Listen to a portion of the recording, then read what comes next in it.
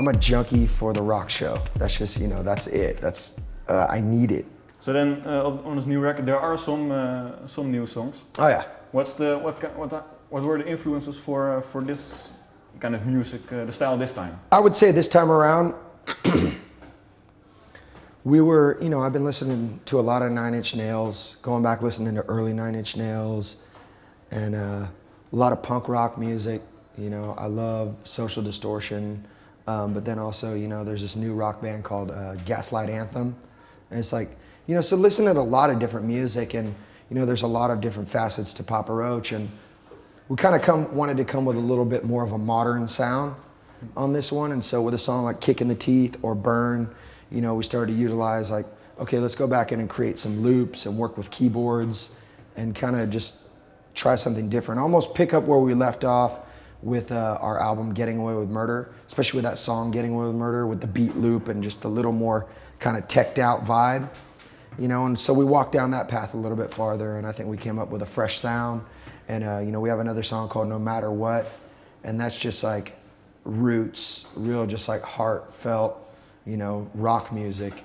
And so it's a diverse group of songs, but I think it's fucking an excellent group of songs. And you know, One Track Mind, it's got a really, really cool guitar bass riff that weaves right through each other, and it's definitely gonna be a crowd pleaser. And then we got a song called The Enemy that's like a P. Roach classic, just a P. Roach banger, and it's got the classic guitar riff to it, you know, and it's all things Papa Roach, but new and different, you know? Yeah. And when were you, the last two albums were written in Paramount Mansion, right? Yeah, we live in the Paramore Mansion, and this time we went back Sacramento, we bought a recording studio, and set that place up and demoed all of our stuff in there, and so it was the first time we've written music back home in Sacramento in like 10 years. And so that was cool to kind of get home and, you know, see what that was like, and we named the studio Red House after a Jimi Hendrix song, and so it's an awesome place.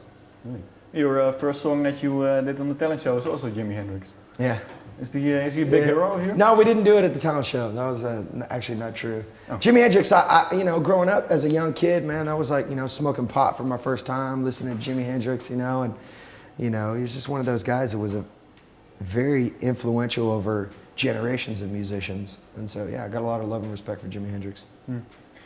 What was the state of mind when you wrote this? Because if I listen to the lyrics, it's kind of all a bit of the theme of I'm Still Standing. Oh yeah, most definitely. What doesn't kill us makes you stronger. And also realizing that, you know, I am the creator of my own misery most of the time. And so kind of, you know, a self-realization, but then also like, you know, we're fucking here to stay, and this band is for real. And, you know, I mean, fuck, it's 10 years later and we're still making music and still selling out venues and still rocking shows and still connecting with, you know, not only our older fans, but new fans. You know, it's like you look on the front row and there's a lot of young kids, you know, 15 years old that are like, fuck, the first time I heard your band, I was 5 years old, you know, dancing around the living room, tripping out to Papa Roach, and like, you know, that's cool. So to affect new fans is great.